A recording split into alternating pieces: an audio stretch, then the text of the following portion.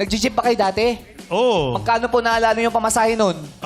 Dati sa probinsya, 50 centavos. 50 centavos. So, alam niyo na kung gaano ako katanda. Mahal, ah. Kasong pala. Parang mahal pa yung Tito Bembol, di ba? Bakit magkano sa inyo, Tito Bembol? 10 centavos lang noon eh. 10. Centavos? Pag Ano? Kandong. kandong, libre. Oo, libre. O, 25 centavos. Benching ko dati. Ang galing, Ang no? gasolina noon, 35 centavos. Yung Bakit mas mahal pa yung kay Tito? Kasi Abroad. yung sa amin, Pinsan niya. aircon, at meron pang, merong nagsaserve ng drinks. Wow! Ang ganda. Tito Bembol, kung libre dati yung kandong, nagkakandong kayo dati? Siyempre, madalas.